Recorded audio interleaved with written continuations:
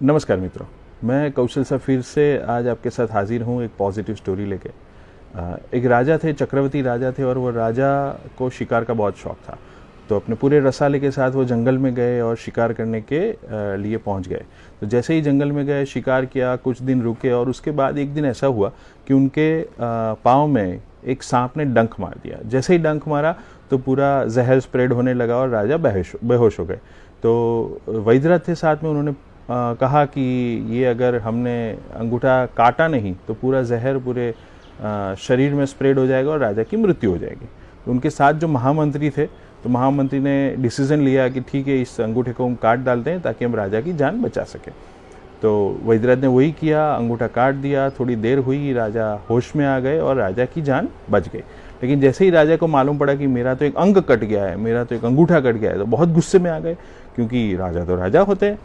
तो उन्होंने कहा कि किसने किया? वैद्यराज ने बोला मैंने किया। किससे पूछ के किया? तो महामंत्री ने कहा। तो महामंत्री को बुलाया। तो महामंत्री ने समझाया कि राजा अगर ये हम नहीं करते तो आपका डेथ हो जाती, लेकिन राजा तो राजा है। तो फिर बहुत गुस्सा हो गए।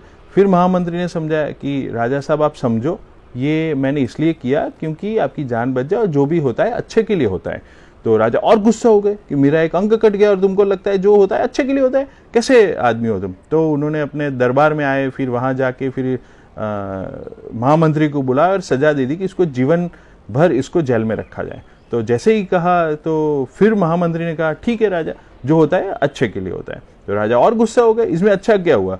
मेरा अंग कट गया तो उसको जीवन भर के लिए जेल मिल गई, इसमें अच्छा क्या हुआ? लेकिन ये बात यहीं समाप्त हो गई। थोड़ा कुछ और समय बीता, थोड़े कुछ और महीने बीते, राजा फिर से अपने शिकार के लिए पहुंचे, और जैसे ही जंगल में गए, कुछ दिन शिकार किया। एक दिन उनको जंगल में जो आदिवासी रहते हैं उन्होंने पकड़ लिया। जैसे ही पकड़ा, वो इसलिए पकड़ा था क्योंकि उनको वहां कुछ पूजा अर्चना करनी थी और उनको चक्रवर्ती राजा का वध करना था।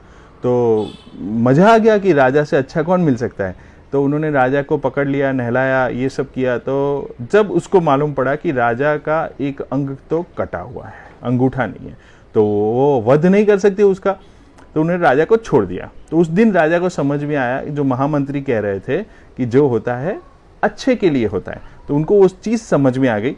तो राजा वापस आए, दरबार भरा, फिर से महामंत्री को बुलाया और महामंत्री को बोला कि तुमने कहा था, सही था कि जो होता है अच्छे के लिए होता है। अगर मेरा अंगूठा नहीं कटा होता तो आज मेरी मृत्यु हो गई होती। तो उसने शुक्रिया अदा किया, लेकिन बोला एक चीज समझ में नहीं आई, मेरा तो जान बच गई, लेकिन तुम्हारे साथ क्या अच्छा हुआ? तुमने तो उस वक्त भी बोला था जब मैंने तुमको सजा दी कि जो होता है अच्छे के लिए होता है। तो महामंत्री ने एक सवाल किया, राजा आप सोचो कि अगर आपका अंगूठा कटा हुआ है और फिर भी आपने मुझे सजा नहीं दी होती तो मैं आपके साथ शिकार पे होता, और अगर आपको वो लोग वध में नहीं ले जाते तो उनके पास दूसरा ऑप्शन क्या था? तो मैं था। तो मेरी जान आज बच गई। अगर मैं जेल में नहीं होता तो आज मैं मृत्यु शैया पे होता। तो जो होता है अच्छे के लिए होता है फ्रेंड्स। इसीलिए आज जो परिस्थिति वो डिफरेंट स्टोरी है, वो हमारे कंट्रोल में नहीं है। जो जीवन बीत चुका वो हमारे कंट्रोल में नहीं है, लेकिन जो हुआ है अच्छे के लिए ही हुआ है। ऐसा लगता है कि आज बहुत तकलीफ है, लेकिन आज से 6 महीने बाद, 12 महीने बाद हम ही एक दूसरे से बात कर रहे होंगे कि चलो जो भी हुआ अच्छे के लिए हुआ, क्योंकि इसके रिजल्ट तो अच्छे ही आने वाले हैं।